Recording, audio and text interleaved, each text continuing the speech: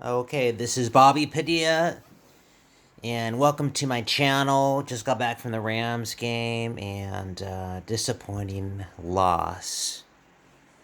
I think the biggest disappointment was the Rams lost, but not only that, there were more 49er fans at the LA Coliseum, which was like very discouraging. But that's the way it is. LA has been away from football for a while, but yeah, so the Rams lost to the San Francisco 49ers, and I want to give some three or four takeaways from the game. The first one is yeah, Jared Goff has regressed. He only he only passed for 78 yards today. And the weirdest thing was the past couple games he had over 900 yards. The game against the Seattle Seahawks plus the Tampa Bay game. And then to come back this game and only have 78 yards? Wow. Okay, that's the first. Second is now he hasn't been given the best of help. The second point is the offensive line.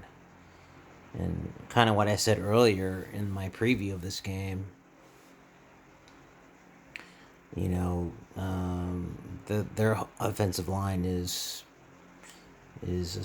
almost in shambles. I mean, you know, Whitworth and Havenstein, they haven't been. They've the two veterans. They've been playing below their standard. Joe Nope, boom, got hurt. We'll see how he comes back next week. Brian Allen, Austin Blythe. Just a subpar performance on the offensive line. The third point is Sean McVay. I mean, we were still in the game. It's not like we were down by 3-4 touchdowns. We were only a one or two possession game, but he questionable calls. I think Sean McVay is getting a little bit too. He's a finesse kind of guy, and so we had a chance to on a 4th and 1, I believe, third and 1 and 4th and 1 on the San Francisco half-yard line, and couldn't get in because we ran straight up into the San Francisco defense, and they have two. Their front four are all first round picks. And they got a couple guys there. I think one of the guys, his name is Armstead and Buckner. I think they're both like 6'7", 300 pounds.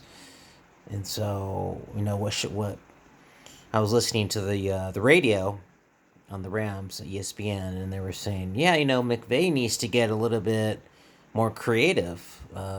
Maybe pretend you're going to pass, but then go up the middle, but not just. It was just straight up the middle twice. So Sean McVay has to take some of the blame for this. And then lastly, it was just we made mistakes. I think it was Dante Fowler had a offsides penalty on the second drive for San Francisco, which continued their drive, and then they scored a touchdown. Had he not done that, they would have had a punt again, and we'd already stopped them on the first drive. Also, there was just miscues. I think there was Mike Thomas got a illegal motion on a punt that San Francisco, the ball touched one of the San Francisco 49er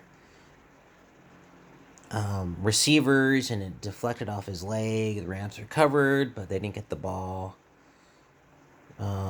And there was one, I believe, Ekibom had an interception also toward the half. So, just a poor performance. Very upsetting. So, next week we have Atlanta, which is 1-5. So, we're going to go back to the drawing board. I'll be anxious to see how the Rams recover. It's the first time in the McVay era they've been they've lost 3 in a row. So, anyways, don't forget to subscribe to my channel. I'm going to be at the game when they come back to the Coliseum, which will be in almost a month. But I'll be giving updates on the next 3 games. The next week will be at Atlanta. After that, we have Cincinnati in London. So those 2 games, we need to win those games, or else we're going to be in panic mode because the Bengals are 0-5. Then the following week we get the bye week, and then after that we have Pittsburgh in November, and that's going to be probably a cold game. So we'll see how it goes. Anyways, don't forget to subscribe, and we'll talk to you next week. Bye.